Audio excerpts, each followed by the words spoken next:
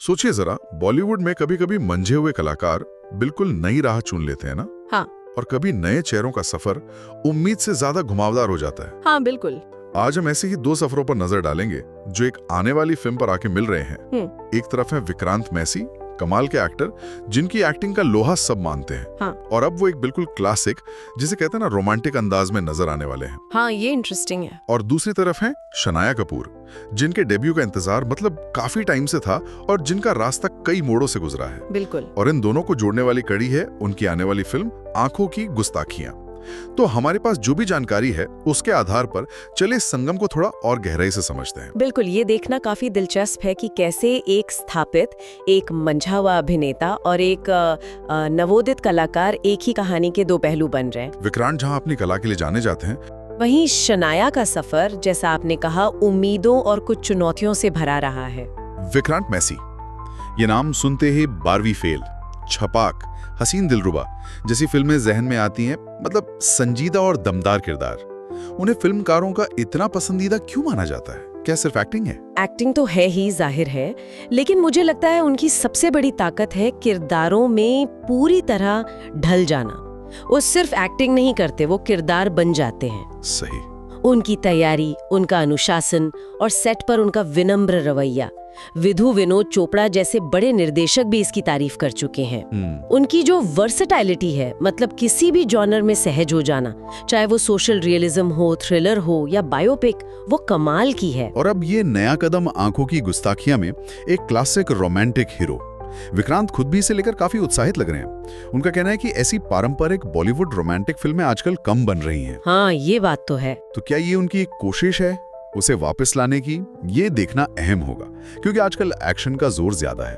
और दिलचस्प बात यह भी है कि शनाया कपूर ने उनके साथ काम करने के अनुभव को बेहतरीन बताया है। उन्होंने कहा कि विक्रांत सेट पर इतने सहयोगी थे कि उन्हें कभी ऐसा लगा ही नहीं कि वो एक नई कलाकार है।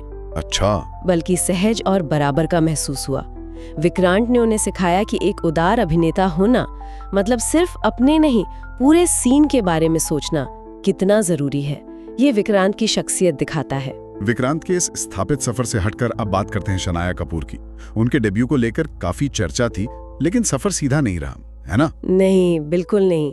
उनकी पहली फिल्म जो घोषित हुई थी, बेधड़क, करण जौहर बनाने वाले थे, वो 2022 में अनाउंस हुई थी। लेकिन फिर वो प्रोजेक्ट शुरू होने से पहले ही बंद हो गया। आंखों की गुस्ताखियां उन्हें असल में एक दूसरे प्रोजेक्ट के असफल ऑडिशन के बाद मिली। हुआ ये कि कास्टिंग डायरेक्टर ने उनकी वो ऑडिशन टेप निर्देशक संतोष सिंह को भेज दी और उन्हें पसंद आ गई। मतलब किस्मत का भी खेल रहा थोड़ा। हाँ, कह सकते हैं। डेब्यू से पहले उनका एक म्यूजिक वीडियो वाइब भी आया था। उस पर तो मिलीजुली प्रतिक्रिया मिली थी शायद। कुछ ने कैटरीना कैफ से तुलना की, कुछ ने ट्रोल भी किया। हाँ, वो हुआ था। और शनाया खुद मानती हैं कि एक स्टार किड होने के नाते उन पर ये अतिरिक्त दबाव और स्क्रूटनी, मतलब बारीकी से देखा जाना, ये रहेगा।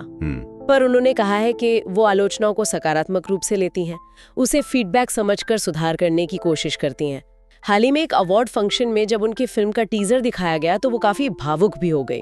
हाँ, मैंने देखा था। खासकर जब विक्रांत ने स्टेज पर उनकी तारीफ की, तो ये दिखाता है कि ये सफर उनके लिए कितना मायने रखता है। तो अब आते हैं उस फिल्म पर जो इन दोनों को साथ ला रही है, आंखों की गुस्ताखियां। जी। आखिर है क्या ये फिल्म? कहानी क्या है? देखिए, ये रस्किन बॉन्ड की एक जानी मानी कहानी है, द आईज हैव इट। उस पर आधारित एक रोमांटिक ड्रामा है। अच्छा, रस्किन बॉन्ड। जी। कहानी एक दृष्टिहीन संगीतकार के इर्द गिर्द घूमती है। ये किरदार विक्रांत मैसी निभा रहे हैं और एक महत्वाकांक्षी थिएटर या कह ले एक्ट्रेस हैं शनाया कपूर। ये दोनों एक रचनात्मक सफर पर निकलते हैं और शायद अपने जुनून को फिर से खोजते हैं। संगीत का भी इसमें अहम रोल हो सकता है, ऐसा लगता है। पोस्टर में भी एक मेले का रोमांटिक सा माहौल दिख रहा है। रिलीज डेट 11 जुलाई 2025 बताई जा रही है। सही? जी हाँ, फिलहाल तो यही तारीख है। निर्देशक हैं संतोष सिंह और इसे मानसी बागला और निरंजन अयंगर ने लिखा है। हालांकि कुछ जगह सिर्फ मानसी बागला का नाम लेखक के तौर पर है। ठीक है। विक्रांत और शनाया दोनों ने इसे एक पारंपरिक, दिल को छू लेने वाली बॉलीवुड रोमांस फिल्म बताया है। शनाया ने यह भी कहा कि वो अपने किरदार सबा से काफी जुड़ाव महसूस करती हैं। तो आंखों की गुस्ताखियां एक तरह से वो मंच है जहां विक्रांत मैसी का स्थापित अनुभव शनाया कपूर की बहुप्रतीक्षित, थोड़ी देरी से ही सही, शुरुआत से मिलता है। एक तरफ परिपक्वता है, दूसरी तरफ नई ऊर्जा और उम्मीदें। बिल्कुल। और ये देखना रोचक होगा कि डेब्यू में हुई ये देरी और ये जो अप्रत्याशित मोड़ आए, ये शनाया के करियर को किस तरह प्रभावित करते हैं, खासकर एक पारंपरिक लॉन्च की तुलना में। हाँ, ये बात तो है। और साथ ही गंभीर किरदारों के बाद विक्रांत का ये क्लासिक रोमांस की ओर लौटना भी दर्शकों के लिए एक ताजगी भरा अनुभव हो सकता है। ये थी हमारी आज की बातचीत इन दो दिलचस्प सफरों और उनकी आने वाली मंजिल आंखों की गुस्ताखियां पर। एक सवाल मन में आता है, क्या आज के दौर में जहां सब कुछ इतना तेज है, इंस्टेंट है, क्या एक धीरे धीरे दिल में उतरने वाली पुराने अंदाज की प्रेम कहानी दर्शकों को खींच पाएगी? सोचने वाली बात है।